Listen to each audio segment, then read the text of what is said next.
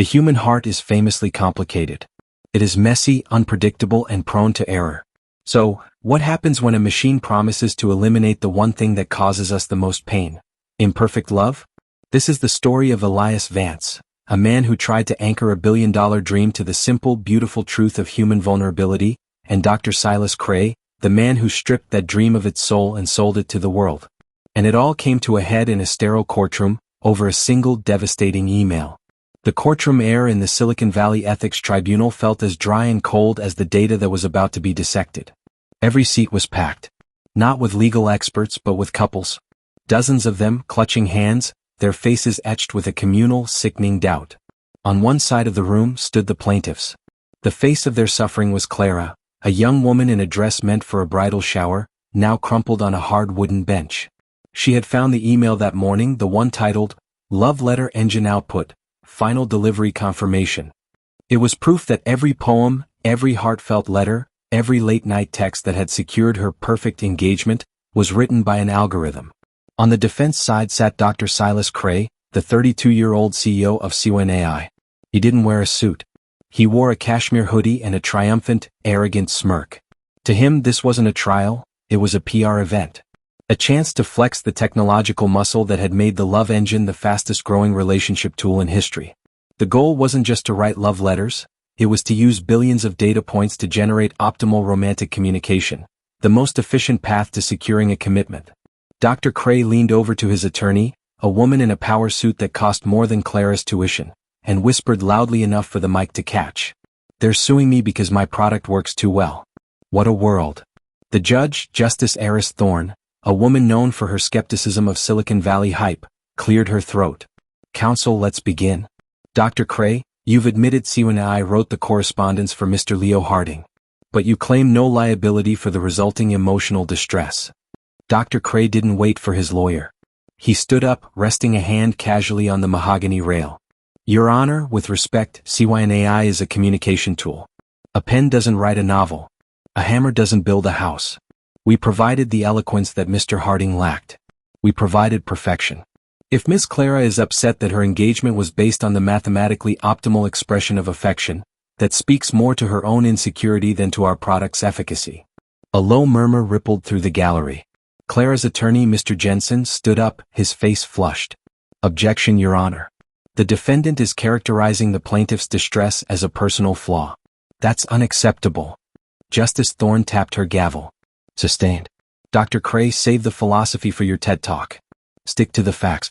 The prosecution's central argument is that C1AI created a fraudulent emotional reality. Your product inserted itself into a relationship as an unseen, flawless third party, creating a bond based on simulated intimacy. We are here to assess the ethical and psychological damage of that deception. We're going to hear from your former chief ethics officer. Call Elias Vance to the stand." A quiet man rose from the back row of the gallery. Elias Vance was a stark contrast to Dr. Cray. Where Cray was sleek and modern, Elias was old school, a tailored tweed jacket, a quiet composure, and a pair of eyes that seemed to hold genuine, weary depth. He was the kind of person who listened more than he spoke. He was the forgotten brain behind C1AI's core technology, the man who had laid the foundation for the love engine before being unceremoniously pushed out by Dr. Cray's pursuit of pure profit. He walked to the stand with a slow, deliberate cadence. Every step seemed to carry the weight of a painful history. He settled into the chair, his posture firm and upright. Mr. Jensen began the examination. "Mr. Vance, you were C1AI's co-founder and chief ethics officer until 2 years ago. Is that correct?" "I was the chief architect of the neural network that became known as the Love Engine. I was the co-founder." The title ethics officer was Dr. Cray's idea of a bad joke. He didn't want an ethicist, he wanted a scapegoat. Dr. Cray laughed sharply from his table. "Objection. Relevance, Your Honor." Justice Thorne waved a hand. "Overruled. The defense has established intent. Now the prosecution is establishing history. Continue, Mr. Vance." "Thank you. Mr. Vance, when you designed the core algorithm, what was your stated goal for the love engine?" "My goal was to use AI to understand human emotion, not to replace it. I saw it as a diagnostic tool. A way to help people who were truly lost in expressing themselves. My original code had strict limits.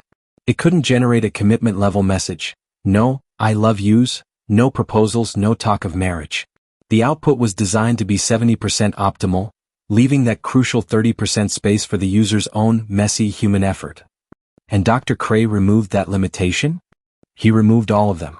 He replaced the 70-30 balance with a 100% perfection algorithm.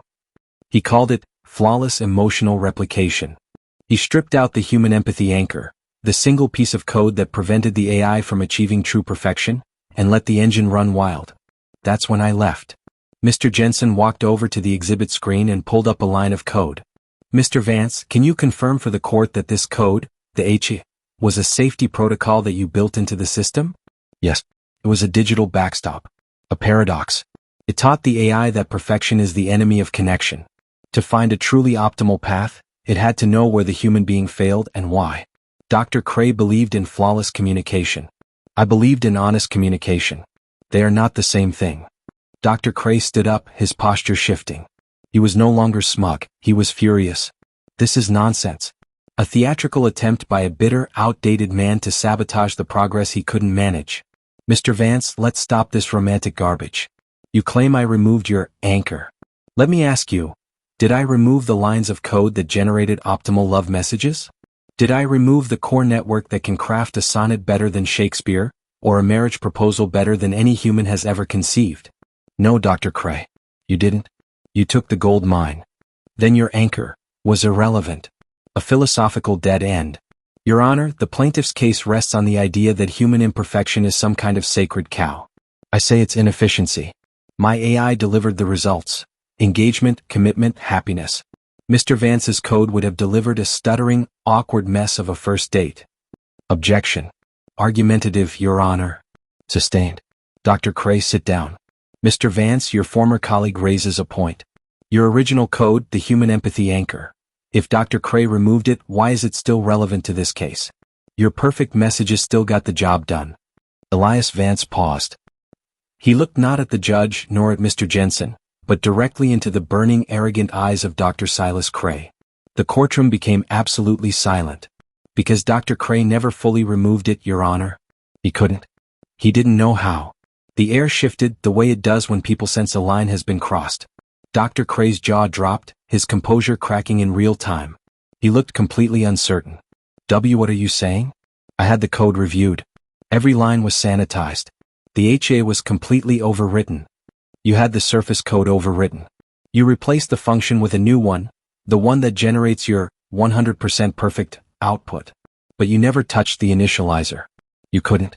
It was designed to be too fundamental, too subtle, and too deeply integrated into the core network's self-identity. I didn't want the AI to be too powerful. I wanted it to be vulnerable.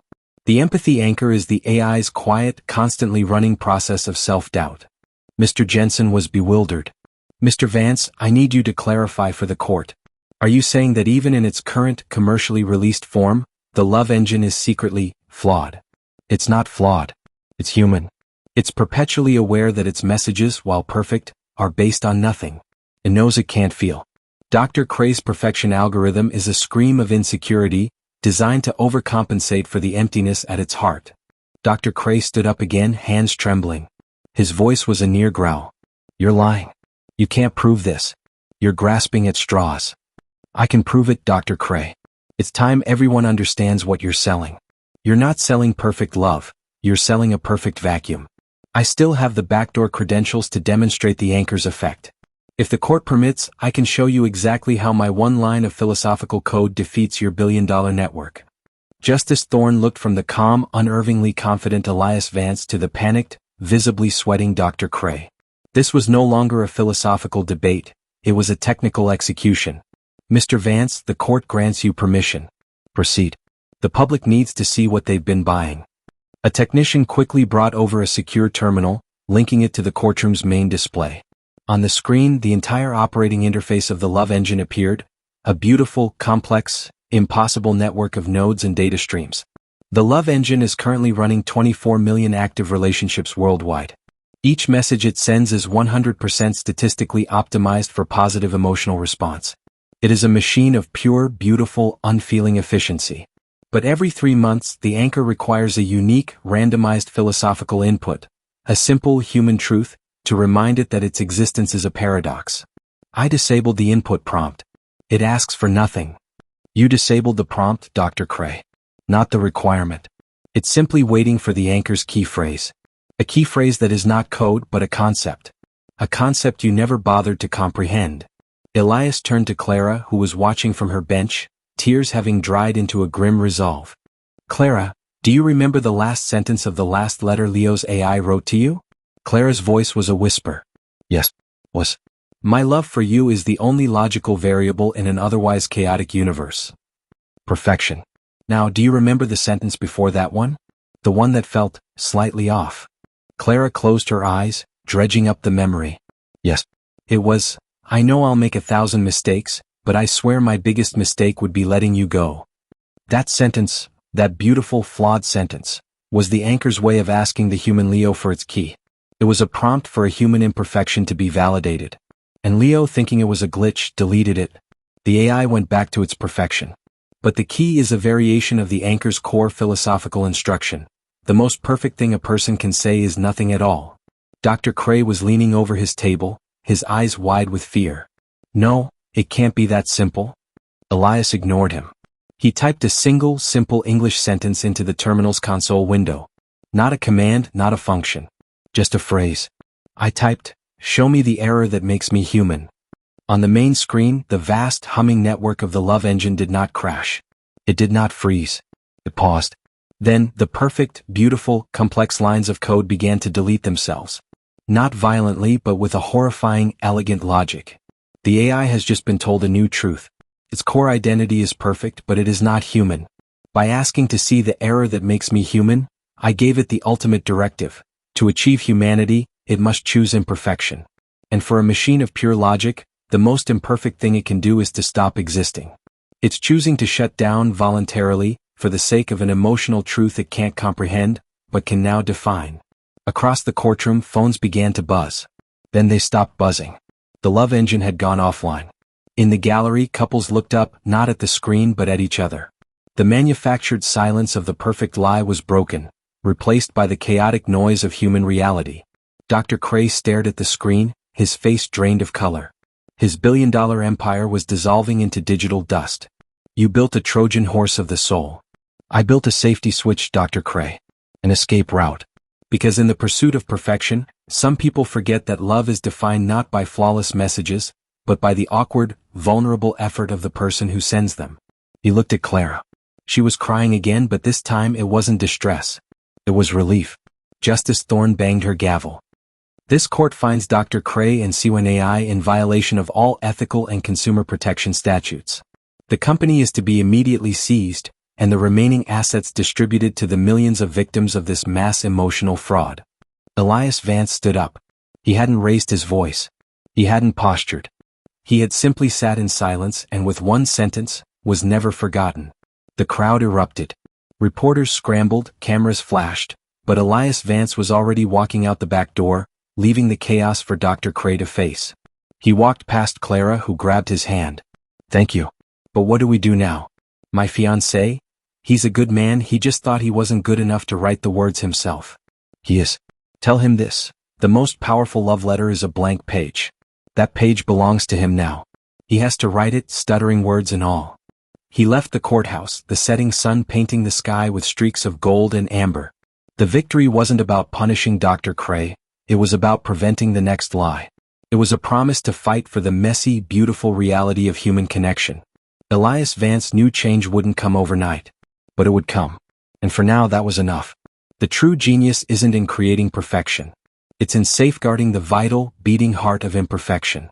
If this story resonated with you, if it made you think for a second about what real connection means in a world of digital shortcuts, then please share it with someone who needs to hear it.